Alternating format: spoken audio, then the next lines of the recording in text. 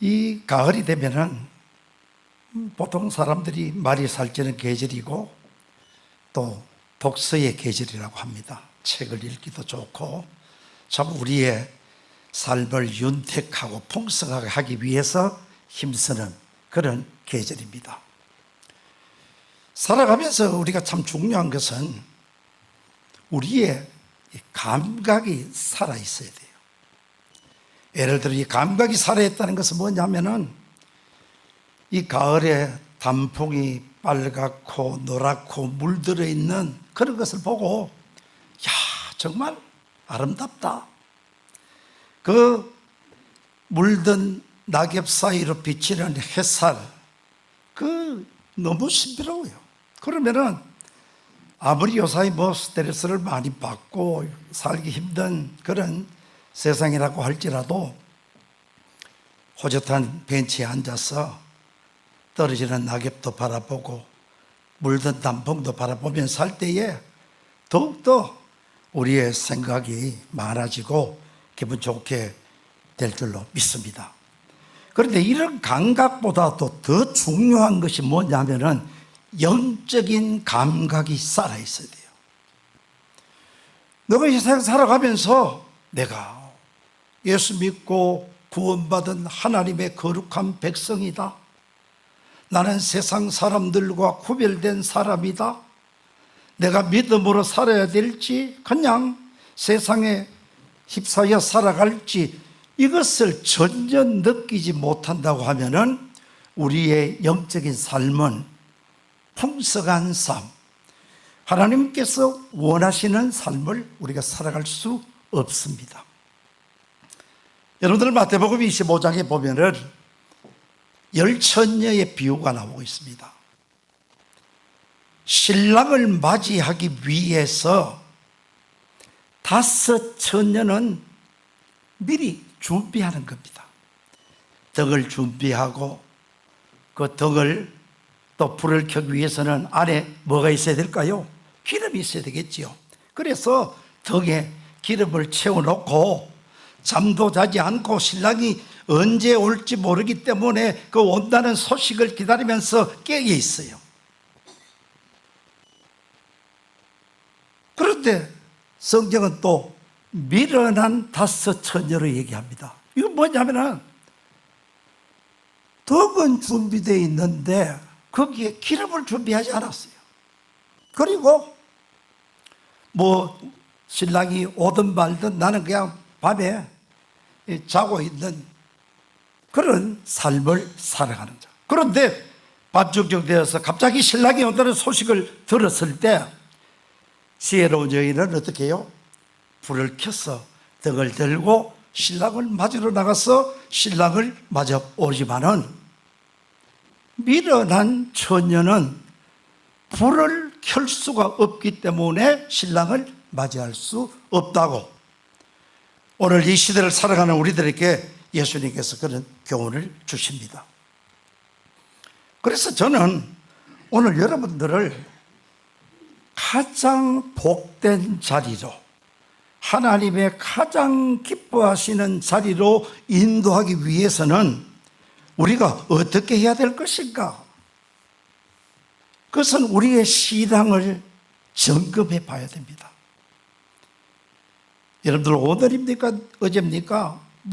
이태원 참사 1주년 만든다 하는데 뉴스에 들어보니까 이제는 사람이 많이 모였을 때 어떻게 안전장치를 확인하고 하는 그런 얘기들이 나와요. 맞습니다.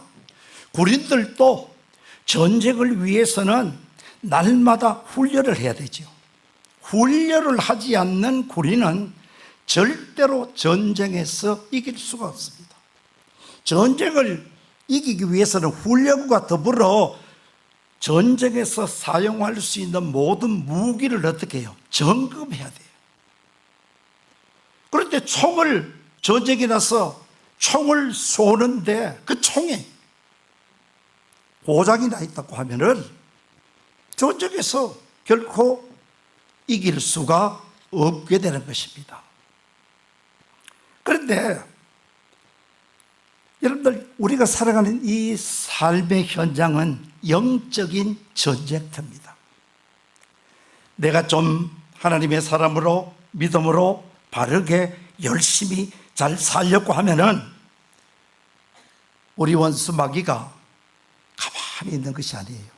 거기도 마찬가지로 더 우리를 하나님의 사람으로 살지 못하게 여러 가지 한단 말이에요. 그래서 오늘 우리가 살아가면서 신앙에 점검을 하지 않고 그런 무관심 속에 빠질 수 있는 것은 마귀의 전략에 빠졌기 때문에 그래요.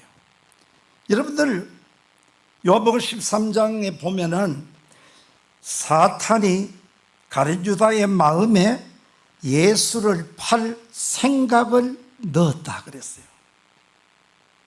그러면은 이 사탄이 우리에게 어떻게 속삭입니까? 여러분들, 성경에 가만히 보면은 사탄은 절대로 우리들에게 책망을 하지 않습니다. 너 신앙생활 그렇게 하면 죽어, 뭐 하나님께 버림을 받아, 이렇게 우리를 책망하지 않아요.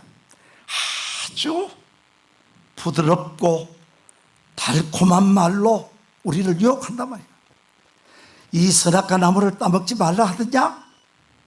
이걸 따먹으면 너는 하나님과 같이 돼. 아주 달콤한 말로 우리의 욕망에 불을 지르면서 하도록 그렇게 한단 말이에요. 그래서 우리가 자꾸만 신앙생활을 그만하면은 당신은 신앙생활을 잘하고 있다고 그렇게 생각하게 만든단 말이에요. 여러분들 한번 가만히 생각해 볼 때 나는 정말 하나님께서 원하시는 또 남에게 부끄럽지 않는 그런 신앙의 삶을 잘 살아가고 있는가 하는 것을 구체적으로, 아주 그냥 통합적으로 말고요, 구체적으로 한번 생각을 해봐야 돼요. 그러나 사탄은 그만하면은 신앙생활 잘하고 있다고 하는 그런 생각을 우리에게 넣을 수 있어요. 그리고 또 사탄은 어떤 마음을 우리에게 주느냐? 꼭 오늘만 날인가? 오늘은 그냥 지나고 내일 하면 된다. 이것을 자꾸만 연기하게 합니다. 그리고 또 우리에게 어떤 마음을 주느냐? 당신은 뭘 그렇게 다른 사람들과 다르게 특별하게 잘 믿으려고 하느냐? 또 사람들도 다 당신처럼 그렇게 믿고 있잖아. 그러니까 좀 별나게, 좀 특별하게 그렇게 하지 말라. 이렇게 하면서 우리의 생각을 예수님에게서, 하나님에게서 열심을 내는 데서 잠깐만 방향만 돌리려고 한단 말이에요. 그러면은 처음에 이것만 돌려놓으면은 시간이 지나면은 지날수록 거리는 더 멀어지게 되고 나중에는 자신의 그런 목적을 달성할 수가 있습니다. 그리고 또 우리가 신앙을 점검하지 않고 이렇게 그냥 살아가는 데는 하나님의 은혜를 잘못 이해했기 때문에 그렇습니다. 여러분들, 세상의 다른 종교들은 자신의 선한 행동을 통해서 그 대가로 구원을 받는다고 생각하는 교리 때문에 아주 열심을 내요. 여러분들, 여호와의 적인 같은 사람들 보세요. 집에 와서 문 앞에서 배척을 당해도, 딴 사람들에게 손깍지를 당해도 와서 열심히 자기들의 어떤 그런 것을 전하는 것은 그 사람들이 믿음이 너무 좋아서라기보다는 자신들이 행하는 그런 행위를 통해서 구원을 받을 수 있다고 믿기 때문에 그래요. 그렇게 하지 않으면은 나는 구원을 받을 수 없다는 거. 그러나 우리 기독교는 뭡니까? 하나님의 은혜로 우리가 구원을 받았어요. 우리가 구원받은 것은 우리의 행위로 받은 것이 아니고 하나님의 은혜로 받았기 때문에 뭐 우리가 그렇게 힘쓰고 애쓸 필요가 없다는 것입니다. 이것은 잘못이라는 거예요. 여러분들, 물에 빠져서 죽어가는 사람이 자신이 온 힘을 다해서 물을 먹어가면서 막 몸부림쳐서 살아나왔다고 하면은 그 사람은 자신의 공으로 물에서 살아난 겁니다. 그런데 내가 물에 빠져서 죽어가고 있는데 나의 힘으로는 도저히 밖으로 나와서 살 수가 없는데 어떤 수영을 잘하는 사람이 다이빙을 해서 그 물에 들어와서 나를 딱 잡아서 밖으로 살렸다고 하면은 우리가 어떻게 해야 될까요? 한평생 그 사람을 생명의 어디로 생각하고 오히려 그 사람에게 우리의 마음과 사랑을 표현해야 될 거 아니겠어요?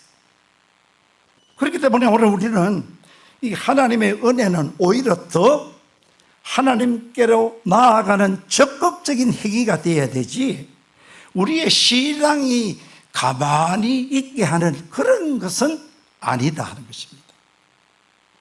그리고 오늘 우리가 신앙에 적응을 하지 않고 깨어있지 못하는 것은 시대의 심각성을 우리가 잘 알지 못하기 때문에 그렇습니다. 여러분들 요사이 우리가 세상의 여러 가지 모든 일어나는 일들을 보면은 정말 말세지말이라 그래요.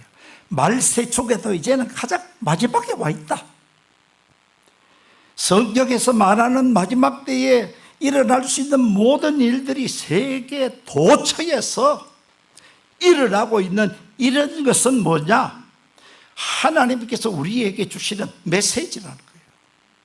이것은 그냥 우리가 가만히 아무런 생각 없이 살아가는 것이 아니라 정말 이제는 이 세상이 마지막 되었구나. 그래서 성경은 항상 우리 성도들에게 이 마지막을 강조합니다. 히브리서 10장 37절에 보면은 잠시 잠깐 후면 오실 이가 오시리니 지체하지 아니하리라 그랬어요. 요한계시록 22장 마지막 장 12절에 보면은 보라 내가 속히 오겠다 그랬어요.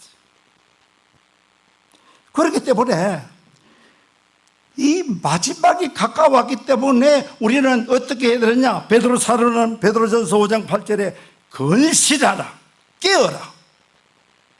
너희 대적 마귀가 우는 사자같이 두루 다니며 삼킬 자를 찾고 있다 하는 사실을 오늘 우리가 기억해야 돼요. 그래서 정말 이대로는 되지 않겠다. 정말 뭔가 이 계절에, 이 아름다운 계절에 이제는 2달만 있으면은 2023년도 지나가게 된 이때에 우리는 다시 한번 우리의 신앙을 점검하고 새로운 신앙의 도전으로 나가야 되겠다 하는 그런 생각을 하게 됩니다. 자, 그렇다고 하면은 첫째로 오늘 우리는 점검해야 될 것이 오늘 이 본문의 말씀에 보면은 고린도후서 13장 5절에 보면 너희는 믿음 안에 있는가 너희 자신을 시험하고 너희 자신을 확정하라. 우리는 믿음 안에 있는가 하는 것이 그런 사실입니다. 이건 뭐냐면은 우리는 믿음으로 살아가고 있는가 하는 문제입니다. 하나님께서 죄에서 우리를 구원하시고 이 땅에 살아가는 동안 우리들이 살아가는 삶의 유일한 법칙을 주셨는데 그게 뭐냐? 믿음의 법칙입니다. 그래서 로마서 1장 17절도 마찬가지고 갈라디아서도 그렇고 하박국서에도 보면은 의인은 오직 믿음으로 말미암아 살리라. 여러분들 이 말의 깊은 뜻을 우리가 이해할 수 있으면 좋겠습니다. 믿음으로 살아가라 하는 이 말은 하나님께서 우리를 괴롭히시기 위하여, 우리를 종으로 뿌리시기 위하여, 우리에게 고통을 주시기 위하여, 우리에게 더 나쁜 길로 나가게 하시기 위해서 믿음으로 살아가는 말이 아닙니다. 믿음으로 살아가는 삶은 우리에게 가장 영광스럽고 복된 뜻이 뭐냐면은 우리의 모든 삶을 하나님께서 책임져 주신다는 말입니다. 아멘. 이 얼마나 감격적입니까? 여러분들 이 세상에서 가장 똑똑하고 가장 능력 있고 가장 많이 가져 있고 아무리 한다고 할지라도 이 세상에 우리 인간의 삶을 책임질 수 없습니다. 죽음을 이길 수 있는 사람 아무도 없습니다. 믿음으로 살아간다고 하는 이 삶은 하나님께서 확실하게 우리의 삶을 책임져 주신다는 겁니다. 하나님께서 우리의 삶을 책임져 주신다는 겁니다. 여러분들 성경에 보면은 하나님은 거짓말 하실 수 없는 분이십니다. 하나님께서 거짓말 하시면은 하나님이 되실 수가 없습니다. 하나님은 약속하신 말씀을 반드시 어떻게 해요? 지키시는 분이십니다.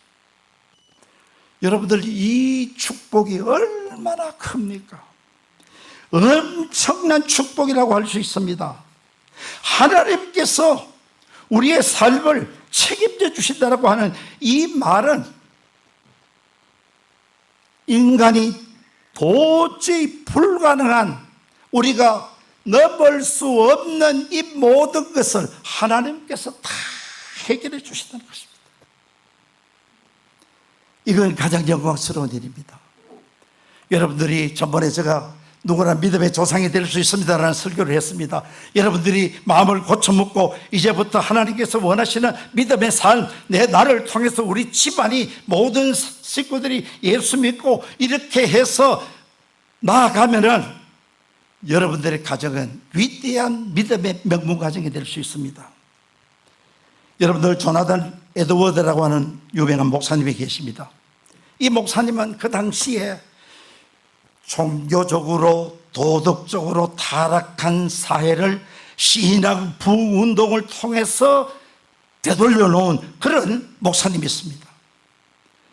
그 목사님이 죽고 난 다음에 150년 후에 그의 후손들을 1394명을 조사를 해봤어요. 이 조나단 에드워드 목사님이 돌아가신 150년 후에 그의 후손들 1394명을 조사를 해보니까 그 자손들 중에 교장 선생님이 13명, 교수님이 65명, 의사가 600명, 목회자가 100명, 아주 지도 군인들이 75명, 그리고 공무원이 높은 지위에 있는 공무원이 80명, 그리고 글을 쓰는 저술가가 200명, 신문 방송인이 18명, 부통령, 상원의원, 지사, 시장, 대사, 이런 사람이 굉장히 많다는 겁니다. 여러분들, 우리가 예수님을 잘 믿고 믿음의 삶을 살면 반드시 나뿐 아니라 우리 후손들이 잘 될 수 있어요. 보세요. 물론 예수 믿는 사람도 술도 먹고 담배 피우는 사람도 있지만은 그래도 하나님 눈치를 보면서 많이 금하지 않습니까? 그러면은 생각도 우리가 세상 사람보다도 좀 더 거룩하게 생각합니다. 옳게 생각하려고 노력하잖아요. 그러고 술도 될 수 있으면 금하잖아요. 담배도 금하잖아요. 그 다음에 삶의 행동도 절제를 하잖아요. 그러면은 우리의 몸과 정신이 어떻게 되겠어요? 깨끗해지지요. 그렇지 않습니까? 그냥 먹고 마시고 화랑방탕하게 살아가는 것보다도 얼마나 우리의 몸이 깨끗하게 구별이 됩니까? 이 몸으로 계속적으로 하나님을 섬기면서 말씀에 순종하면서 살 때에 우리의 후손들이, 훌륭한 사람들이 많이 나오게 된다는 것입니다. 그렇기 때문에 믿음은 정말 하나님께서 우리의 삶을 책임져 주시는 삶이기 때문에 우리가 믿음의 삶을 살아야 되는데, 여기는 반드시 주님을 우리의 삶의 왕으로 모셔야 됩니다. 그리고 날마다 하나님의 말씀을 따라서 살아야 돼요. 여러분들, 우리가 신앙의 점검을 가장 잘 할 수 있는 방법이 뭡니까? 세상의 여러 가지 모든 지식보다도 날마다 여러분들이 하나님의 말씀을 다 읽을 때에 그 말씀에 비추어서 내 신앙의 삶을 점검할 수 있어요. 그렇기 때문에 예수 그리스도를 내 삶의 왕으로 모시고 날마다 하나님의 다스림에 순종하면서, 말씀에 순종하면서 살아갈 때에 하나님께서 우리의 삶을 책임져 주시고 자손 만대까지 하나님을 잘 섬기는 믿음의 맹문 가정이 다 될 수 있다는 것입니다. 그런 가족이 될 수 있기를 주님의 이름으로 축원합니다. 그 다음에 두 번째는요, 오늘 이 본문에 보면은 예수 그리스도께서 너희 안에 계신 줄을 너희가 스스로 알지 못하느냐. 예수 그리스도를 나의 구원자로 고백하고 제사함 받고 하나님의 백성이 된 우리 속에 성령 하나님께서 와서 거하신다는 사실입니다. 그래서 오늘 우리는 성령이 거하는 전입니다. 내 몸은 성령 하나님께서 거하시는 거룩한 교회라는 거예요. 거룩한 성전의 전이라는 거예요. 그래서 내 자신이 어떤 존재인가에 대한 확실한 점검을 합니다. 나는 세상 사람들과 구별된 사람이다. 예수 그리스도의 피로 나는 세상 사람들과 구별됐다는 거예요. 하나님의 거룩함을 따라서 거룩하게 살아가야 되는 그런 하나님의 백성이라는 거예요.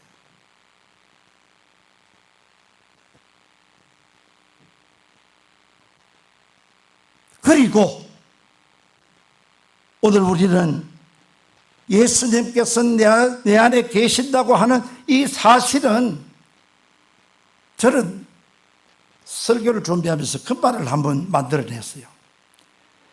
나는 예수님과 용접된 자다. 여러분들 용접하는 거 알잖아요. 프로판 가스를 팍 해가지고 새를 녹여가지고 다른 새와 새를 연결시키는데, 그 용접하면은 절대로 어떻게 해요? 떨어지지 않고 한 몸이 되어버려요.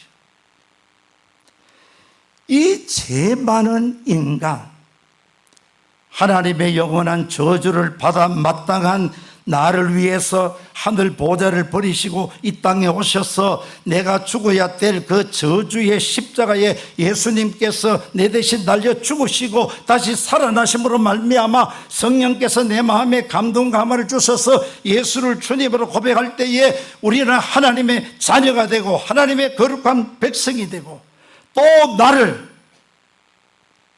사랑하시고 하나님의 거룩하심을 내 속에 이루기 위하여 성령님께서 내 속에 들어오셔서 나와 함께 하신다는 사실. 여러분들 이 사실을 알면은 우리가 막 살 수 없잖아요.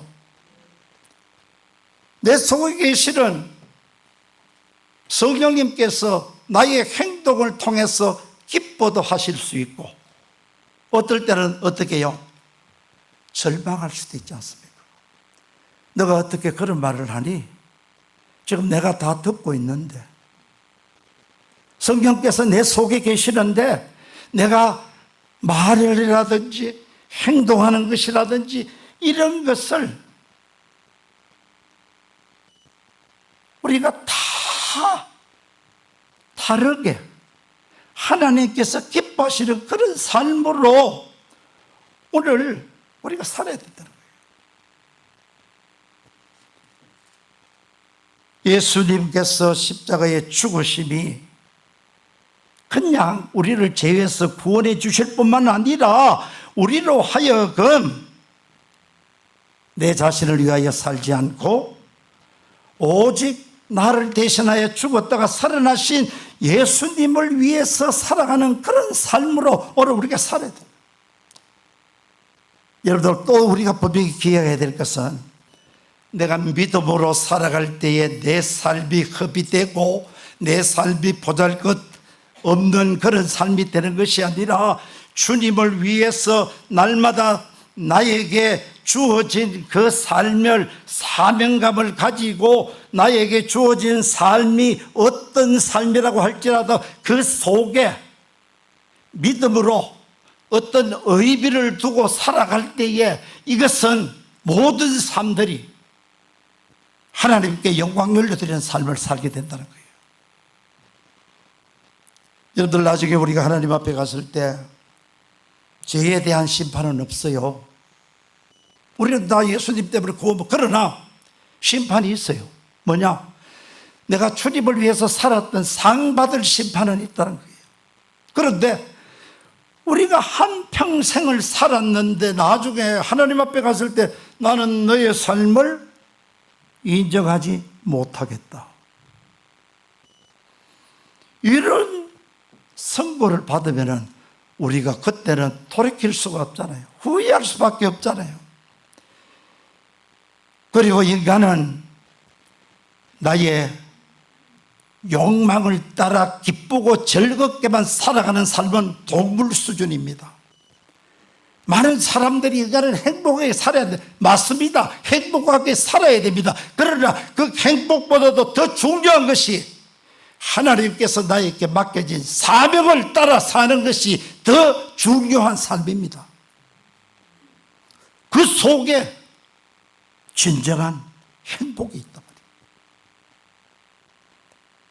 말이에요. 요사이 보면은 한 번뿐인 인생, 그냥 내가 원하는 것 이루고 살면 좋지만은 세상의 모든 것의 종말은 뭡니까? 허무입니다. 허무. 전도서에 보면은 땅 아래 모든, 해 아래 모든 것이 헛되도다 그랬어요. 이것이 제가 확실히 기억하지만 37번이나 나옵니다. 해 아래 모든 것이 헛되도다. 여러분들, 제가 그런 얘기를 하면은 당신이야 큰 권력들 가져보지도 않았고 물질도 세상에서 많이 가져보지도 않았고 내려올 것도 없는 사람이 그런 소리를 하니까 그렇지. 그러나 솔로몬은 모든 걸 다 누려본 사람입니다. 솔로몬이 한 얘기입니다. 솔로몬은 가장 많은 지식, 가장 많은 권력, 모든 것을 다 누려본 사람이, 해 아래 모든 것이 헛되다 그랬어요. 그러면은 해 아래 모든 것이 헛된 삶을 위하여 살지 말고 해 위에 헛되지 않는 삶을 살아가는 것이 그리스도인들의 삶의 본질입니다. 그런 삶을 살아갈 수 있기를 주님의 이름으로 축원합니다. 그 다음에 세 번째로 오늘 이 말씀에 보면은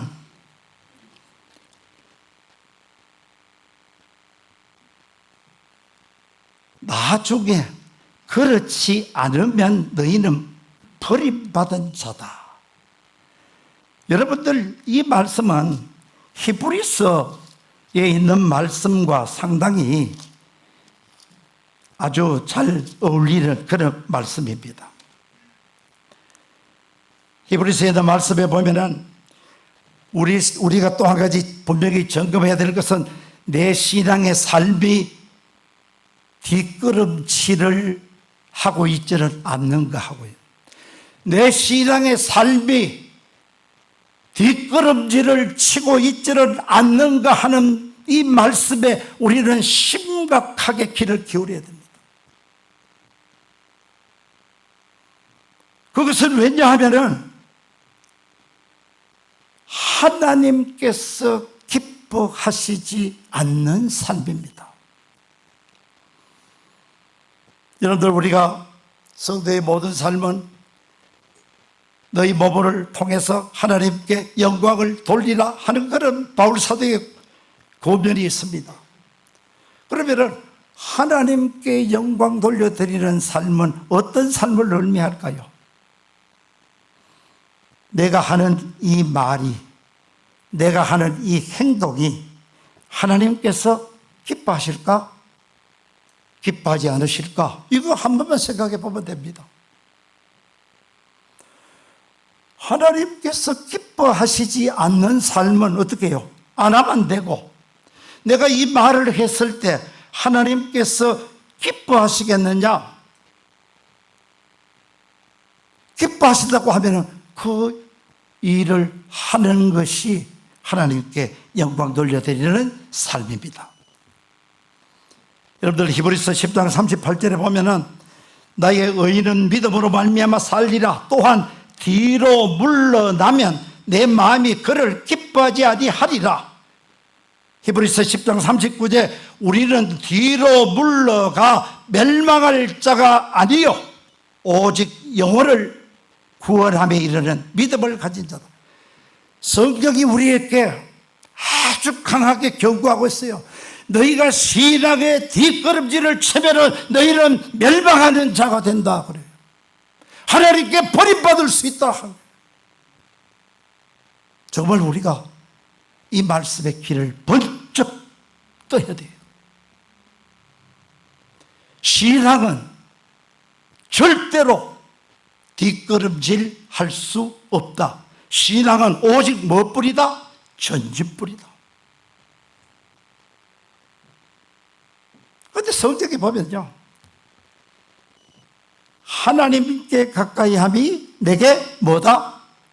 복이다 그랬어요. 하나님께서 우리에게 뭐 다른 거 나쁜 거 주시면 모르는데 우리가 하나님을 떠나서 뒤로 물러간다. 그러면 죄에서 우리를 거룩하게 살기 위해서 구원해놨는데 다시 세상 길로 뒤로 가면은 우리가 멸망받을 수밖에 없죠. 그러나 하나님께 가까이 함이 내게 뭐가 됐다? 복이 됐다 그랬어요. 얼마나 좋습니까? 그래서 오늘 우리는 세 가지 믿음으로 살아가고 있는가? 예수 그리스도께서 내 안에, 성령께서 항상 내 안에 어떻게? 나를 성전 삼으시고 계신다. 또 한 가지를 뭡니까? 신앙의 뒷걸음질은 하나님께 버림을 받을 수도 있다. 이것을 우리가 여러분들 신앙을 한번 점검해 보면서 내가 이래서는 안 되겠다. 그러면 어떻게 해야 될까요? 도전은 이제는 내 마음을 확실히 먹기 위해서는 성령의 강권적인 도우심을 구해야 돼요. 여러분들 우리 인간은 약합니다. 작심삼일이라고 하지 않습니까? 내가 아무리 나는 이제 정말 하나님을 위해서 내가 열심히 살아야 되겠다. 육신이 약합니다. 정말 우리 힘으로 잘 안 돼요. 그때는 어떻게 할 수밖에 없습니까? 우리의 생각을 쳐서 그리스도께 복전시키고 하나님의 은혜를 깨닫게 하고 하나님의 사랑을 깨닫게 하고 하나님께 더욱더 가까이 할 수 있게 하는 것이 바로 뭐냐? 성령의 역사입니다. 성령의 역사를 오늘 우리는 간절히 필요하게 느껴야 되고 그것을 구해야 됩니다. 그래서 여러분들 은혜 보좌 앞에 나와서 기도할 때에 성령 하나님, 내 어떤 존재인지 잘 아시지 않습니까? 나는 약합니다. 성령의 능력으로 나를 붙들어 주시고 인도해 주시고 도와주시고 함께해서 이 은혜 속에서 내 신앙이 어떻게 해요? 강하여질 수 있도록 다시 그리스도께 대한 그런 믿음이 활활 불타오를 수 있도록 해 주십시오. 그래서 여러분들 이제 마지막 주일이고 다음 주일 11월 달 12일 2달 남았는데요, 한 믿음에 한번 도전을 해보시면 좋겠습니다. 나는 말씀의 바다에 한번 빠져보겠다. 그래서 우리가 TV 보는 걸 저도 보니까 그것만 주라도 엄청난 효과를 볼 수 있겠어요. 나는 뭐 사람마다 다르겠습니다만 나는 11월 달, 12월 달 이 2달 동안에 성경을 일독을 한번 해보겠어. 그게 도저히 안 되면 나는 구약에 한번 도전을 해보겠어. 그것도 안 되면 나는 신약을 일독, 신약 일독은 충분히 됩니다. 누구든지 마음만 먹으면. 그래서 말씀의 바다에 깊게 한번 빠져보겠다. 그다음 두 번째로 뭡니까? 나는 기도의 바다에 한번 빠져보겠다. 그냥 하루에 식사기도, 아침에 일어나서 자기 전에 잠깐 눈 감았다가 뜨는 그런 것보다도 정말 내 마음과 몸과 뜻과 정성을 다해서 하나님 앞에 간절히 구하는 것, 여러분, 우리 한 10분 정도는 할 수 있지 않겠어요? 또 되면은 시간 되시는 분들은 30분도 할 수 있고, 또 과한 분들은 1시간도 할 수 있고. 그래서 요 사이처럼 기도하기가 어려운 시대가 없어요, 제가 생각할 때는. 왜냐? 모든 것이 풍부합니다. 그 기도하랬어요. 아프면 병원 가면 되고요. 의술이 얼마나 발달해 있습니까? 모르면 유튜브 찾으면 답이 다 나와요. 이럴 때 우리는 하나님을 섭섭해 하지 말아야 됩니다. 어제 좀 젊으신 분들은 그런 앱이 있더라고요. 저는 핸드폰을 딱 켜면은 성경 한 구절이 딱 뜨도록 되어 있어요. 그걸 안 읽으면은 다음에 나갈 수가, 그런 거 하나 해놓으면은 억지로라도 성경을 보게 되고 읽게 되고 그렇게 돼요. 그래서 여러분들, 우리가 정말 이럴 때에 하나님께 한번 나가고, 그 다음에 이 가을에 또 깊이 생각하면서 구원의 기쁨과 감격, 하나님께서 오늘까지 나를 도와주셨다 은혜, 이 모든 것을 우리가 다시 한번 생각할 때에 우리의 신앙이 다시 한번 새로운 전성기를 맞이하게 될 줄로 믿습니다. 그런 복된 시간들이 되기를 주님의 이름으로 축원합니다.